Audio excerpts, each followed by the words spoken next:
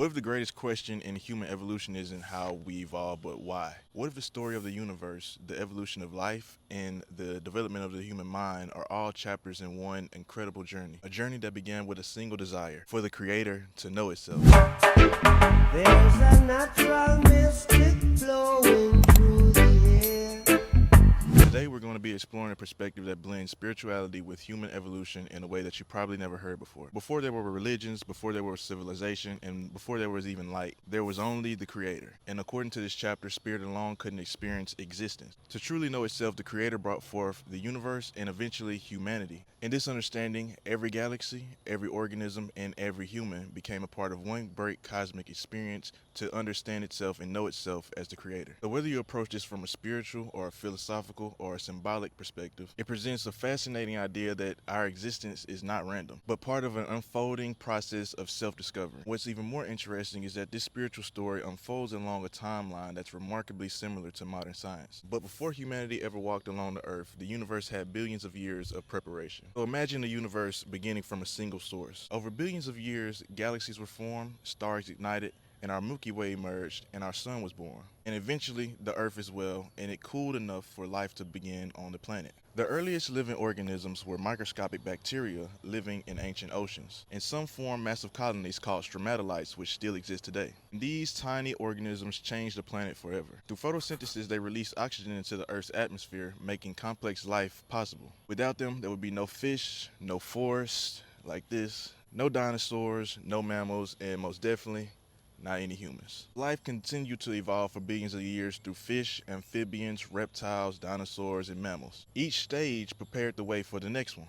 But one branch of life would eventually start asking questions about its own existence. And this is where the human story starts to get very interesting. So if we fast forward to a period in history about 25 million years ago called the Miocene period, the world was changing and dense forests covered much of Africa. Ape-like animals flourished in trees, but another group remained in open grasslands. These were our early human ancestors. When climate shifts caused the forests to shrink, life in the grasslands suddenly became an advantage. So generation after generation, these hominids adapted. They stood taller, they walked further, they used their hands differently, and their brains expanded. Eventually, something extraordinary happened. Humans became capable of not only surviving, but also of wondering.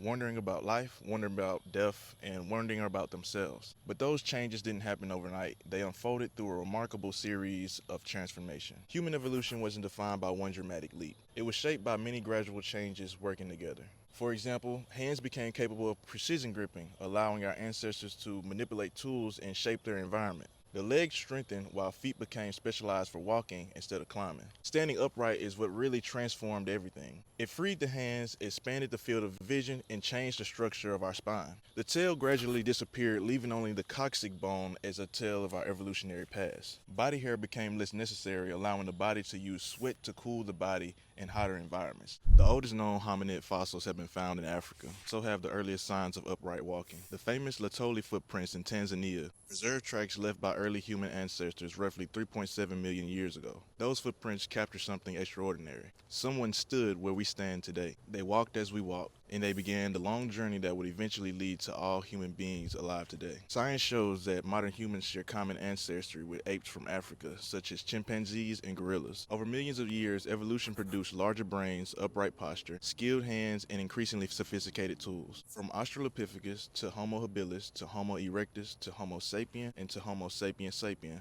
modern humanity. But according to this chapter in Professor Kaba, physical evolution was never the final destination. It was only preparation for something greater. The defining feature of modern humans wasn't simply standing upright. It was the extraordinary development of the prefrontal cortex, the region of the brain associated with planning, reasoning, reflection, and self-awareness. And so, for the first time in Earth's history, a species could consciously ask, why am I here? Where did I come from? What happens after death? And according to this chapter in Professor Kaba, these questions fulfill the Creator's original desire to know itself through human experience. The ultimate realization is expressed in one profound statement. I am the Creator having a human experience. Whether you see this as a spiritual truth or philosophical symbolism, or simply just an inspiring way to understand humanity's journey, it challenges us to think beyond survival and about our deepest purpose here on Earth.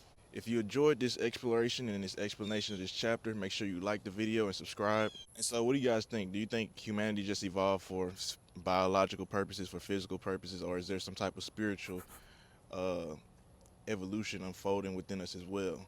Make sure you leave a comment below answering that question. So in the next chapter, we're going to be moving beyond physical evolution, and we're going to be looking at humanity's inner spiritual evolution and how ancient civilizations sought to understand the relationship between human souls and the creator. So yeah, y'all don't want to miss the next couple of chapters. Remember, stick around to like chapter 4 and 5. I feel like for me, those are like the meat and potatoes of this book, for real, for real.